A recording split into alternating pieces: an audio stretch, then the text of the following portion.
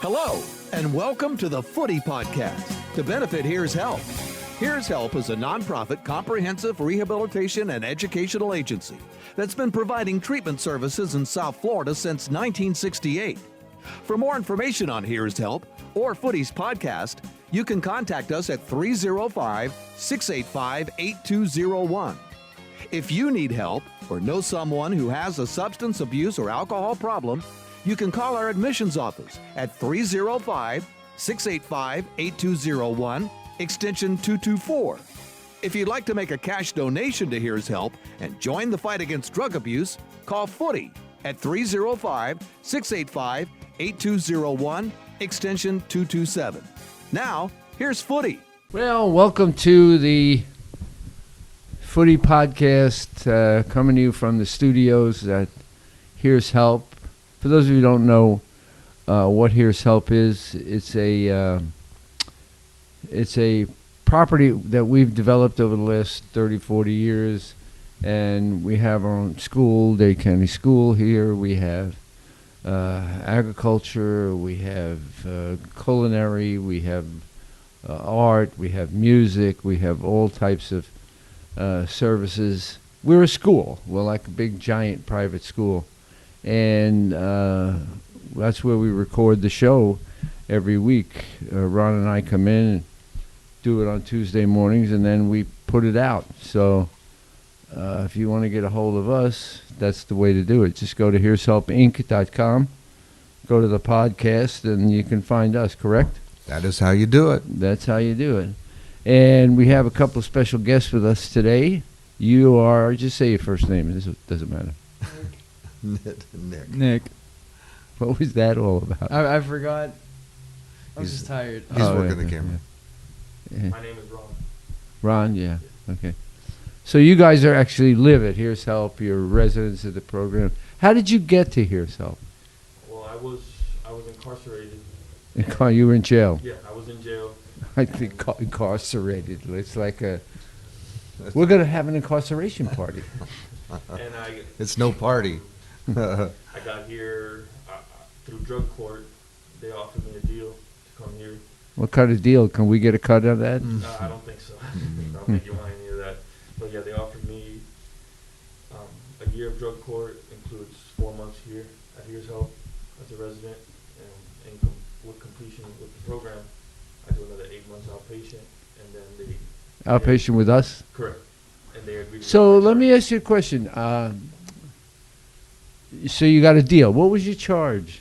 I had some pretty heavy trafficking charges and some possession charges. Okay, I'm going to ask you the question again. What was your charge? I got a heroin trafficking charge. Right. I have possession of meth, possession of Xanax. So you were a drug dealer. Yes, Yeah. And you got caught, and you ended up here. correct. You're too smart to be a drug dealer. You really are. A drug dealer it's a losing game. You can't win. Eventually, you got to get it, which you found out. The hard way. Yeah. So you'll be with us for a while. How's your experience here been? So far, it's been great. I can't complain, honestly. Oh. You know, Nobody's going to listen. saying, I mean, I'm 30 years old, and I still have fun, playing sports every weekend. Yeah.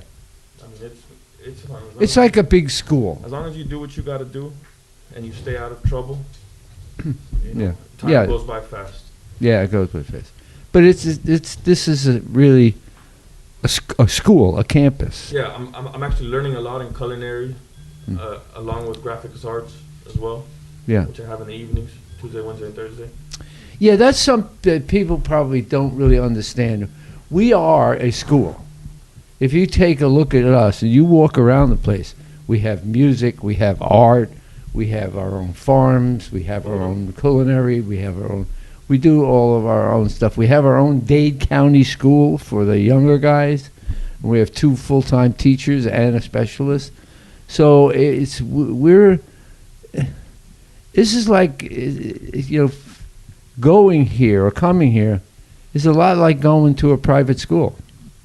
It's really what it is. There's no fence. There's no gates. There's no, there's a wall, but that's to keep people out, not to keep us in.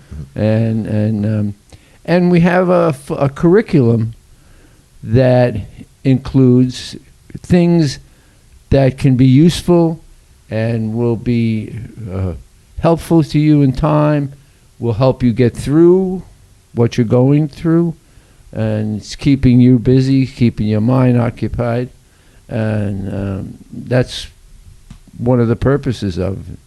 We are building also, just for the public's knowledge, and I'm Footy, by the way. This is Ron Hersey. He's our host and manager of the media. But we are building a plumbing school. And we're about, we have the foundation in, we have the Sheer walls. the walls and the Team wall. Uzo. Pretty Trusses are soon, going next. pretty soon we're going to be putting up the roof, Trusses, and I'm going to go from that. So, because our feeling and my history is that you can't just stop something. It doesn't work. I guarantee you know that the hard way. You can't just stop it. You gotta put in the new life. You have to move to the new life. The replacement life. Replacement life. And I did that, so I know. And it's not that easy to do, and it's not, but once you get into the replacement life, the new life, it's a lot like being married and getting a new spouse. You move on. You're done with the old, Old chapter. yeah, whatever the old chapter was and all that kind of stuff. So, Nick, tell us how you have a very interesting story to tell. Like the first time or the second time I came here? Which one? Well, let's do a combo. Okay, the first time I was supposed to come here, I was Baker acted in, I forgot what it's called, Jackson Hospital. I was in there for almost a month. I decided to change my life because I started seeing my ways that I end up like my sister, right into the ground. What happened with your sister? She's dead. I didn't know that. Yeah, 3 years ago it was a heroin overdose. She was in jail for 4 months. When she got out, she decided to just do a whole bunch of heroin and Start going back to the old ways. yeah, and she's gone. So I decided to take the initiative to call my mother and say, "Hey, Mom, look, I really have the biggest issue right now. I don't know what to do. I don't know where to go. I have nowhere to live. Everybody's afraid of me for what I've done. All the drugs I took and everything that I've told them, they are afraid of me, and nobody will take me." She told me the first thing to do is first forgive yourself, and the second to find some help. So that's what I did. I talked to the doctor. I told the doctor, "Look, I need some serious help. I don't want no medication. I just want to get myself fixed." And then the first thing that I did was just go straight here. They told me, "Here's help, has a bed available for you." I was like, okay. Never been to a rehab in my life. Don't know what a rehab was until I came to rehab. And then rehab was rehab, and it was an amazing thing. Because the first time I came here, I did it for me and my sister. Now I'm doing it just for myself to fix myself. You got to do it. Because let me tell you something. You only have so many rides on the merry-go-round here. On the merry-go-round, excuse me. So, better make sure you make the most of them. first time I did slip up, this time I'm not going to slip up. Yeah. I mean, this place is an amazing place. This is secluded. No people come in. Majority of people do leave when they graduate. And it's a real place that a lot of people do love you. They do show compassion and care. Like, my arts teacher, I love her. She's amazing. What's your Teacher- teacher's name? Jessica. Yeah. Well, they're not secret that they work here. Right. Yeah. So, yeah, you have. I went through it. And I went from the prior life into jail on several occasions. But anyway, and then I got the opportunity to go. They didn't have programs when I was that age. And no, they didn't have them. So what was it called? They put you in mental institutions. Oh. They put you in state hospitals, mental institutions. I went to one of the first program types of program with Dr. Sears at the. It's a long story. She rest in peace. And I was in there. I was in there for 2 years. That was my warm up. Your warm up? Yeah. Oh. They weren't. I don't think they even had like locks on the door. They just broke the keys off in them. But whatever. And I spent quite a bit of time there, and eventually, I knew, and Dr. Sears told me, she was my counselor. She said, "You got to get out of here." After 2 years of being in that, and I was in the original group, the first group. There was 7 of us, and Dr. Sears said, "Yeah, you got to get out of here, because they're going to get, the minute I walk out the door, they're going to get me." So I did. And I'll never forget, Friday night, I sold everything I owned. You know, I completed the program, and I stashed some money.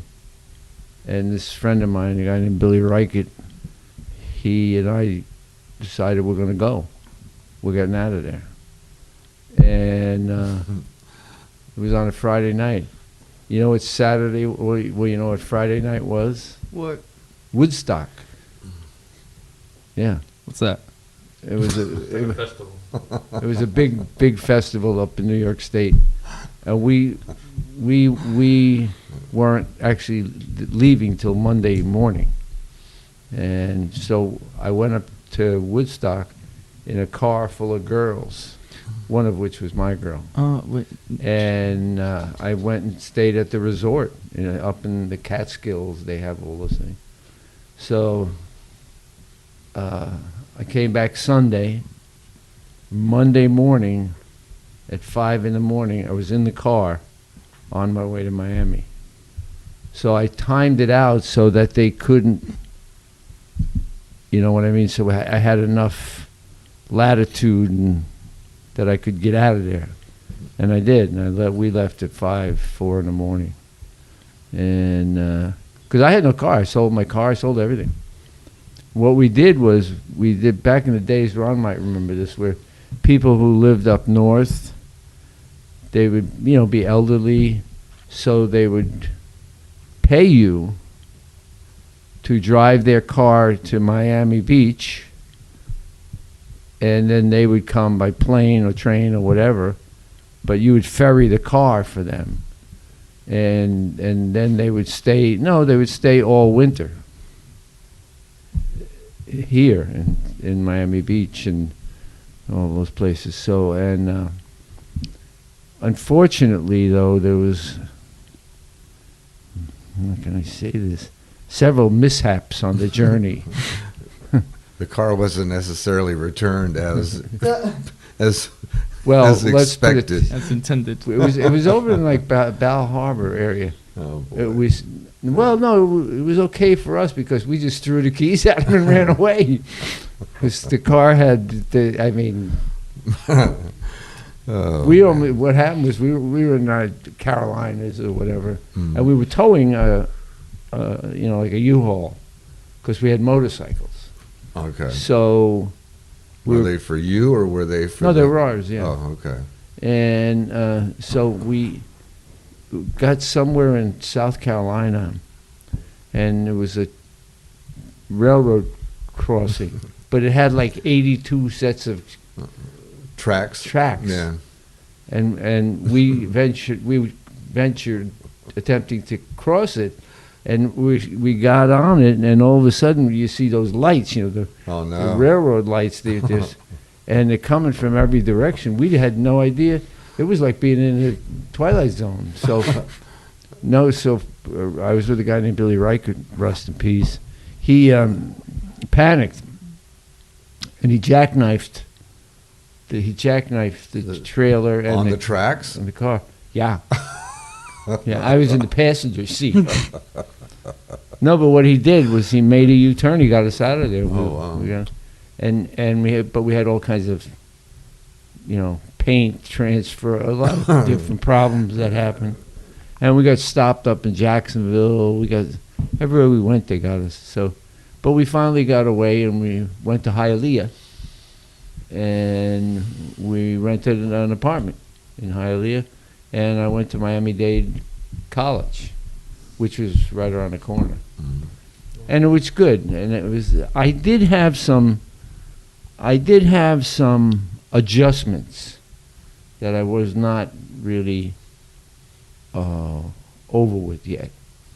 Well, And no, you got to remember the life that I was living. well, we've talked about that in the past too. It's when you have a certain pattern of behavior that you follow for several years, you can't undo. Yeah, steal everything that's not tied down. Well, however, you can't undo that whole pattern in 6 weeks. Yeah, it's in you. Right.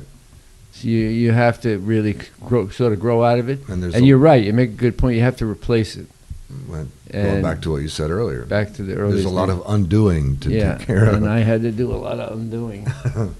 No, I was in jail in the Keys. I almost got killed in Key West. Who hasn't almost been killed in the Key No, West? this was bad. We were in this little bar, and I was working. I was at Here's Help, and it was me and Jack Upert, and we went to go interview somebody to potentially come to us. Mhm. And afterwards, we went to a bar. And it wasn't one of the main bars on Duval Street. It was on a way back. Oh, It was like yeah. you go in there, there's Like through the- sailors from Shanghai. Through the alley. You Yeah. walk between two bars to Yeah. get to that And one. Yeah, the whole place was like 3 feet wide. yeah, I've been to a few of those And in Key West. This woman, she hit this guy over the head with a bottle and then walked out the door. She was bleeding from hitting him, and he was bleeding from her hitting her. From being And she hitty. walked out. The cops finally came, and they tracked her blood and went and got her. No, she was bleeding from her arm. She was, Oh, my God. She was also she was drunk and high and God knows whatever else. And So we how were- did you get involved in all of this? we were in the bar. Oh, okay. Well, that makes sense. I was a witness. No, we weren't with her or anything of that sort. We just went in there. Who knows why? And my brother lived in Key West at that time. He lived in the Fogarty house, and he had come back from Vietnam. So he was down there fishing and, working on the shrimp boats and working on the Living that Jimmy Buffett lifestyle. Yeah, he was. Yeah. He was living it. And they get this. This was the scientists did. Right in Key West Harbor, there's an island. Okay. Somehow or another, they figured out that they could go and homestead the island. Okay. So it was like a couple of girls, a couple of guys. It was sort of like hippie days, and they went there, and I had to ferry a couple of the other members to go with us, and they were digging a hole. And On the island? Duh.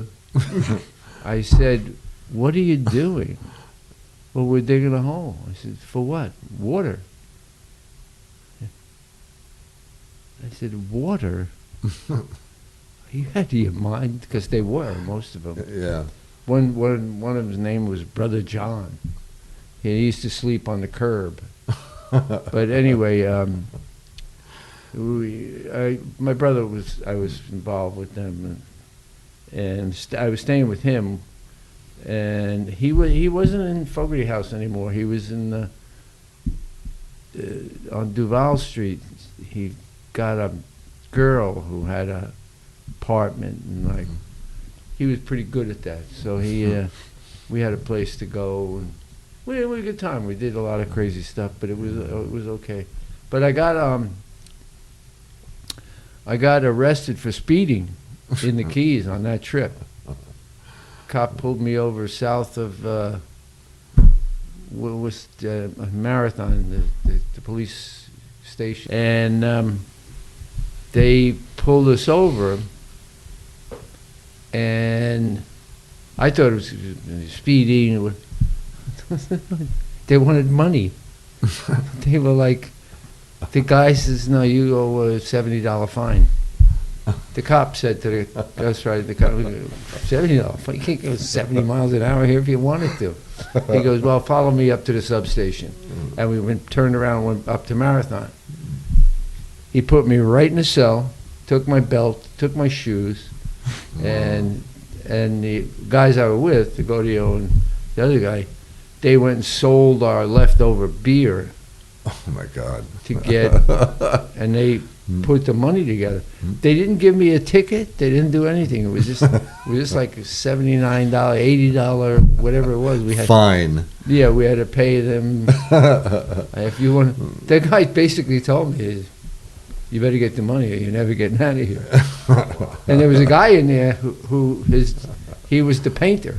He'd been there so long, they had him painting everything. And I was like, this is not going to work. Well, when you finally made it down here, how was it that you down were... where? I was already in the Keys here. Well, when you got out of jail in Yeah. the Keys, how was it that you decided that you wanted to start Here's Help? How did that ever... Oh, I was already doing that.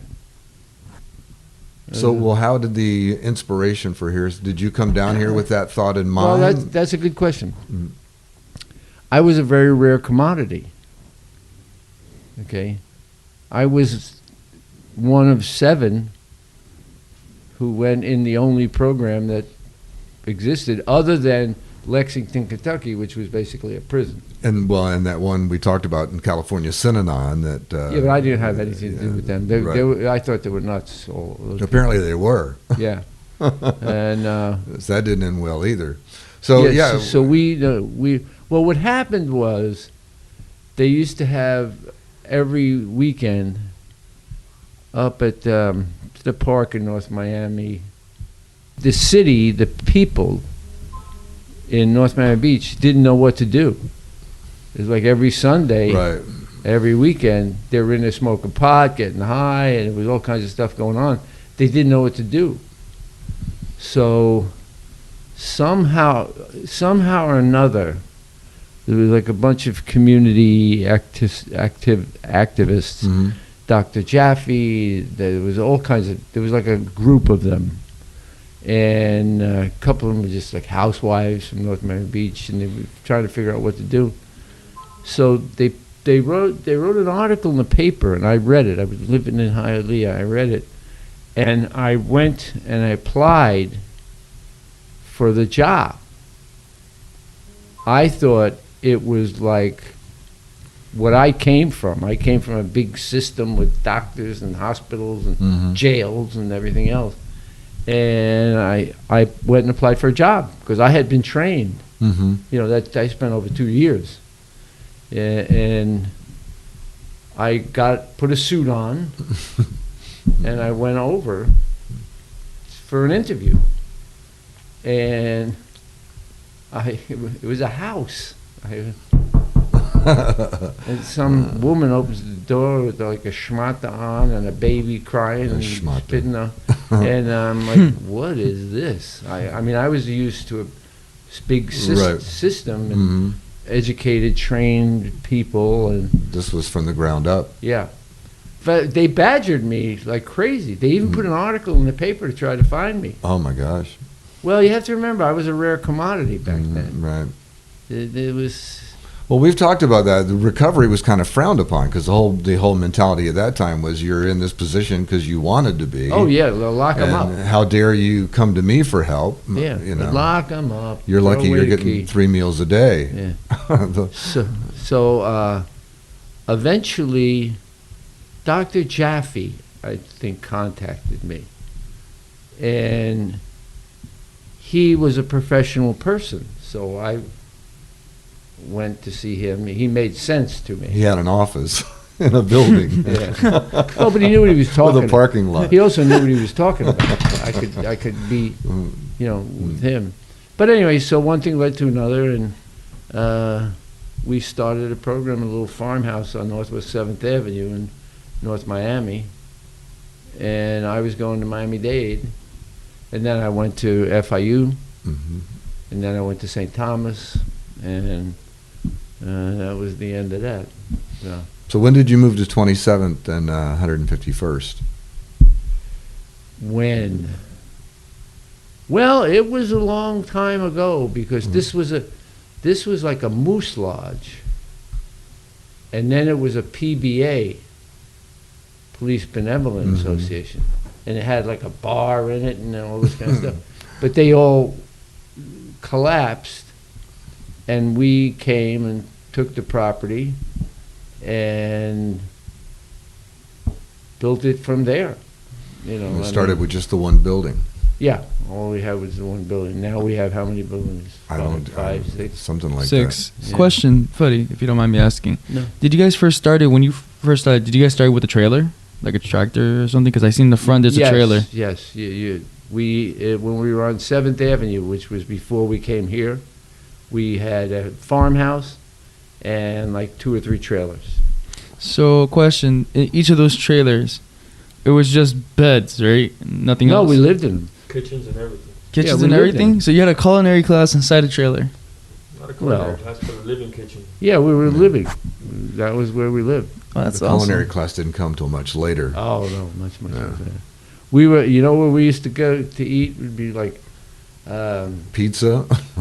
well, we'd go Randy's, which was on 7th Avenue, and, what was that hamburger place that was the, White Castle. it was the before Burger King, and it was all them. But we did that whole routine. Royal Castle. Oh yeah. Yeah, That they still have one in Hialeah. one off the Palmetto, like on Yeah, 79. they still have one Royal Castle there. Yeah, Yeah, they don't. And you know what? You go there, and it's the Royal Castle. yeah, There's that's pretty funny. Yeah, but it was good. To us, that was like, Well, yeah. give me 5. Mm-hmm. And but then we moved over from 7th Avenue, and It's amazing to come in and see how this place has grown and all the buildings, the school and the building where we have the podcast studio and the art and the computer lab, and then the dorms you mentioned, putting in the plumbing school, the athletic field, and there's stuff off campus too. Like there's an automotive partnership that you have going on too. yeah, Youth Automotive Training Center in Broward County. We get a scholarship, maybe 2, Mm-hmm. to go every year. We have, you know who's on the list, right? Who? He's about this tall. Arbor? Yeah, Arbor. Yeah. He's the top of the list. Nice.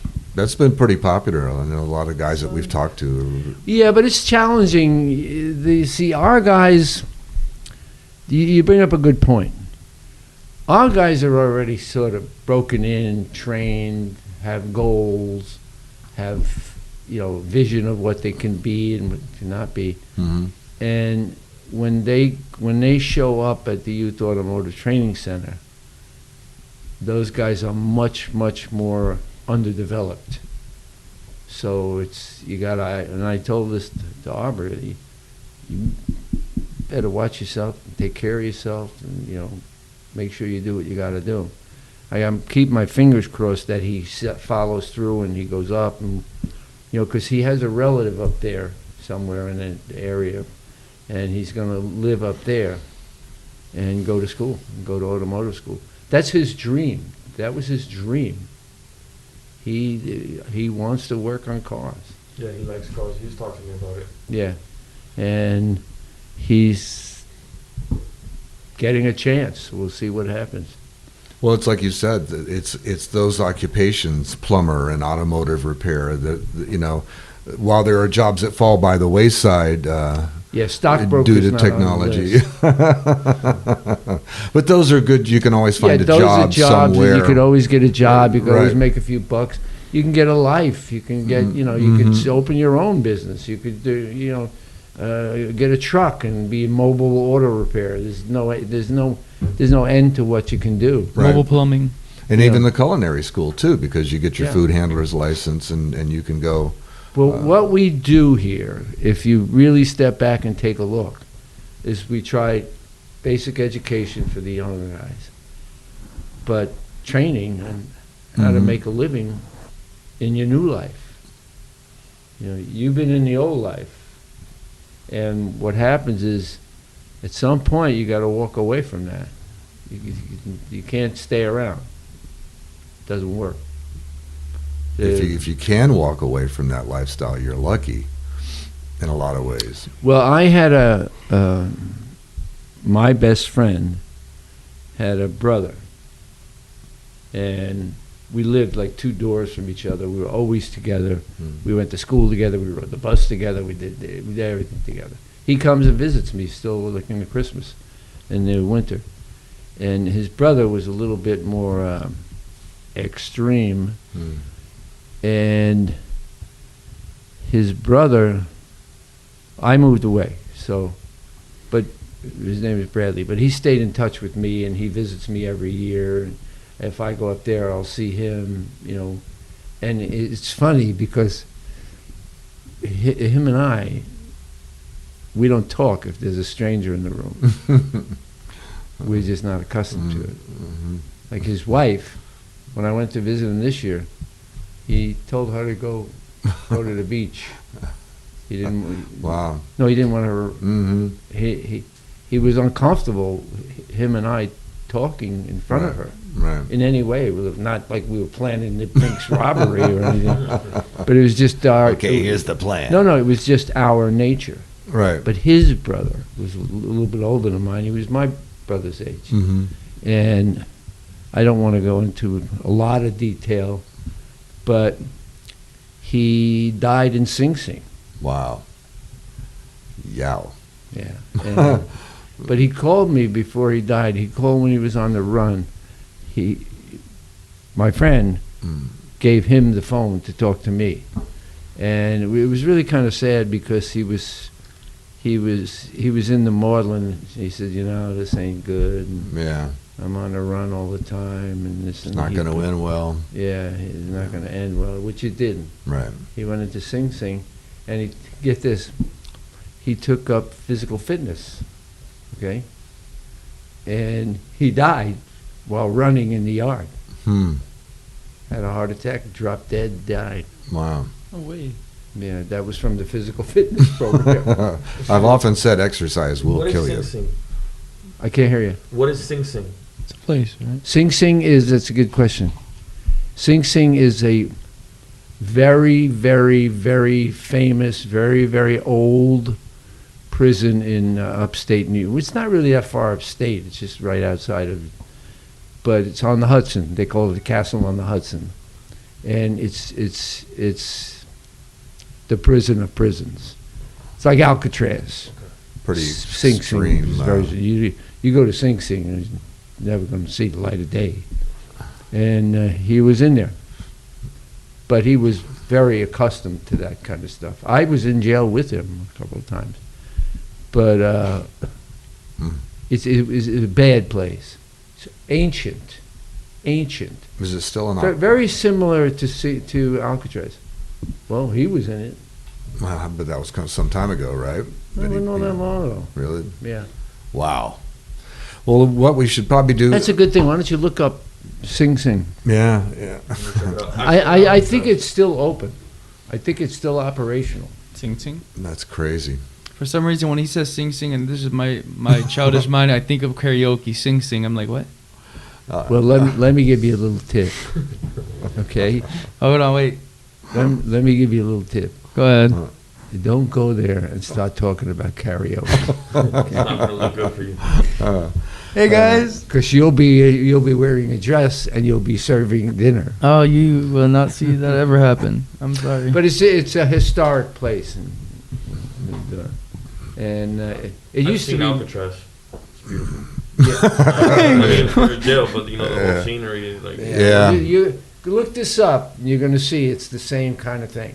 That was the Maximum West Coast. security, Yeah, it's federal The worst of the worst. penitentiary, big time. not somewhere. We're going to take a break, and I'm we're going to going go to the mental institution. and Footy's going to get checked in, and then when we come back, we'll wrap up. Stay with us. Have you been introduced to Footy Sauce? Footy Sauce makes it easy to give ordinary chicken wings extraordinary flavor. Footy Wing Sauce is made with a perfect blend of herbs and spices. So what are you waiting for? Pour it on. Footy's Wing Sauce guarantees you a better tasting chicken wing every single time. When you fire up the grill, pour it on. Let Footy be your wingman. Kick your next party up a notch with Footy Sauce. Grab Footy's Wing Sauce and pour it on. Welcome aboard. I'm Footy. I'm your host. This is our Here's Help podcast coming to you from the campus at Here's Help on 151st and Northwest 27th Avenue in Miami-Dade County. And for those of you who don't know what we are, we like to look at ourselves as a school. And we're modeled after a school, and it's to affect change with people who have been having difficulties. I have certain people I didn't want to mention, and trying to give them a new start and a different way to go, and we do that through education, through training, through cooking, through all of the things we have our own farms and gardens and things that we do, and we have our own school, we have all of our vocational programs, and there's really a lot here that people, you have to adjust to, and they do. And with the guys, when they get here, and they start to see what it is, they start to change, hopefully, and they go, you know what? There's a different road I can take here. Maybe he can go open a restaurant. Maybe he can go open a gas station, Chef Ron. whatever, and get out of the mess that he got himself into. And he's also in a difficult mess. In his case, not so much his fault, but in his case, all his fault. Anyway, so we're wrapping it up for the week. We are. We want to thank everyone for watching our videos, and we got a shout out to some people. We got a shout out to Mike Lowry, who I was talking to over the weekend, who watches our podcast all the time. Oh, really? Good friend of mine. He's over in Sarasota. Peter Leonard, our good buddy Peter Leonard, Pete, watches yeah. all the time. Hi, Petey. Love you.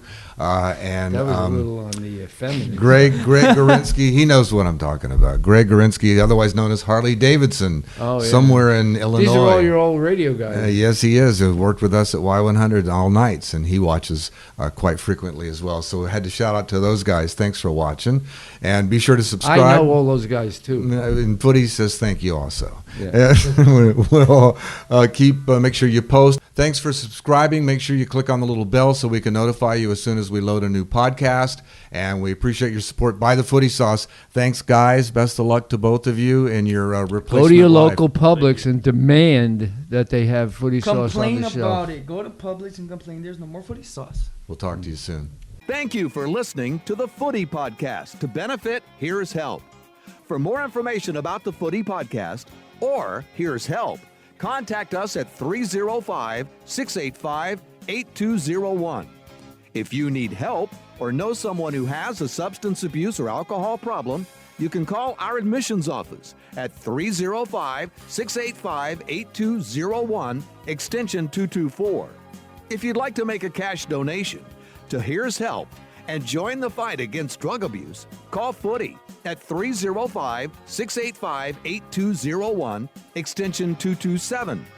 The executive producer of the Footy Podcast is Sam Zacco, COO of Here's Help.